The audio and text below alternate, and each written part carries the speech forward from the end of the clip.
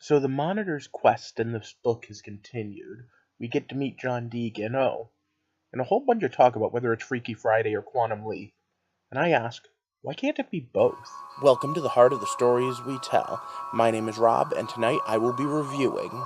Elseworlds Part 2, the Arrow episode.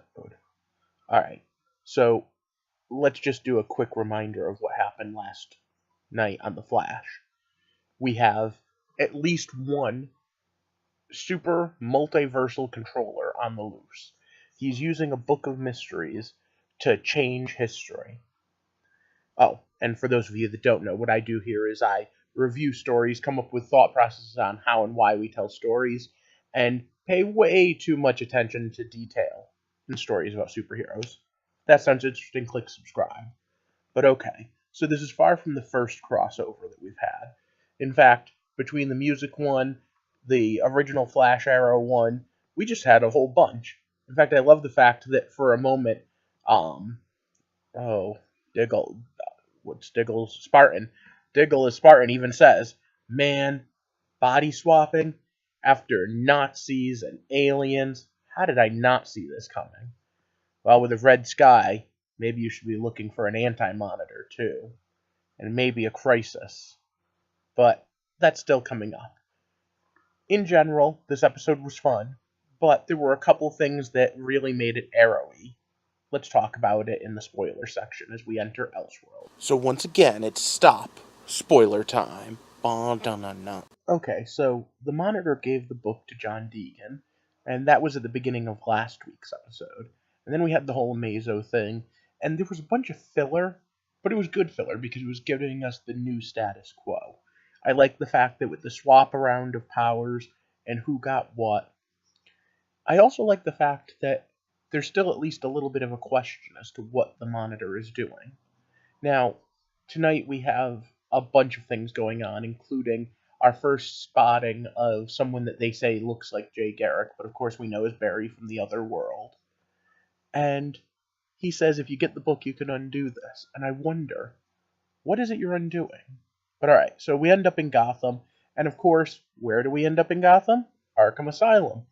I love the plan is to just infiltrate as people who have insane people. I especially love the fact that Kara says things like, yeah, my cousin's frenemies with Bruce, because on her Earth, we knew there was a Batman too. I do wonder about the whole idea about Bruce disappearing those months ago. I wonder if Bane broke his back and he hasn't recovered because he didn't have access to a Lazarus pit or a healer in this world. But that's another topic. For right now, like I said, Other Flash has basically given them the big clue, and the team's all together in Arkham. And of course, we're introduced to Katie Kane, Batwoman. And I know that this is kind of like a backdoor pilot, and I know that the whole idea of Gotham here is to try to see what we can do. But partially, I was hoping for actually a Gotham Easter egg the way we got Smallville ones. I knew we weren't really going to. But either way, I like the actress. So far, so good. But I do wonder, did we really need this to be another, like, jokey thing? I do also really kind of wish she was on Supergirl's Earth. The idea of Batwoman hitting on Supergirl and Supergirl feeling super uncomfortable about it just would be awesome. On the other hand, then we get the fact that the Reverse Flash and the Malcolm Merlin showing up or is just fear gas. And I have to ask, why does Arkham Asylum keep fear gas? Like, I understand why they might keep some of the trophies. The frost gun didn't exactly make me feel so good either, but the fear toxin, really? And yeah, I get it. John Deegan has rewritten things, and there's a bunch of crazy stuff going on. So, grain of salt. And we can also use that as our excuse, too, for why things in the Batwoman series, when it does take off, is different than we're seeing in this crossover. Because before and afterwards, things were rewritten due to the book. I am curious, though. Okay, I'll save that for a Batwoman video at another time. For right now, I love the idea of them having to worry about things like getting arrested. I loved Supergirl with, maybe next time follow my lead. And they're like, yeah, like, we're going to get threatened with guns again. Guess what happened almost immediately? Get threatened with guns again.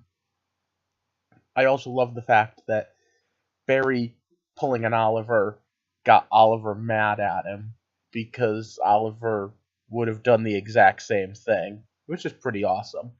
And overall, again, the whole idea, the greatest part of this idea is the face-off like moments where one actor is trying to portray the way the other actor normally does.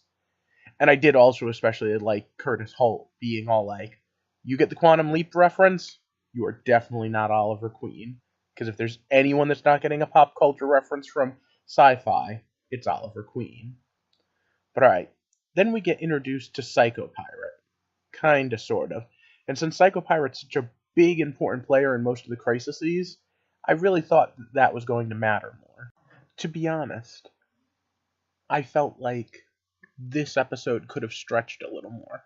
Now, again, we did manage to get the book, the Monitor's book, the Book of Destiny, and I did love Cisco's question. How does a book make you swap bodies? Wait, same question. How does a book change reality? Well, personally, I think that all books, all stories change reality a little bit by getting into the zeitgeist of the people and of a time and influencing consciously and subconsciously. I'm sorry, I might be going too far. So yeah, then there was also the great thing where Kara did X-ray vision and see all the tattoos, and I did love that, and I loved the whole "we would be the world's finest." They were good references. Again, we still don't know what the Monitor's game is, and next episode up, we not only have to deal with all of that, but we also have the Trigger Twins. Is the book going to be used again? Are they going to another Earth? I'm not entirely sure. And again, I put this here to talk about the Firestorm effect and be like, oh, they totally nerfed X, Y, or Z. Nope. Between Ollie using Flash's power so well, Supergirl really going all out and using hers, I was pretty impressed with the whole episode again. This is how they should write every episode, crossover or not. But I do like the idea that the Monitor is testing, and I especially like the idea that the Monitor is pushing, trying to find people that can beat the Anti-Monitor, which was kind of like what he was doing way back when. The idea that these Elseworlds are partially an assimilation of what would happen in a worst-case scenario is cool. And again, tomorrow night, well, probably the next night, I'll talk about what it is that I think may be going on. But I'll also talk about Batgirl a little more, Batwoman a little more, and how I want to see the DC crossover happen next. For now, I want to ask you, what did you think of tonight? What did you think of Batwoman? And what do you think about the way they handled her? And would you like to see, in the aftermath of this, her get her own show? I'm not entirely sure. In the meantime, I also need to ask you to do all the things every YouTuber asks. Like and share, click that subscribe button, and, of course, comment. I'd also like to give a big shout out to all my Patreons who help make this all possible, as I'm trying this big experiment to find out how and why we tell stories, and to figure out how to get to the heart of all the stories we tell.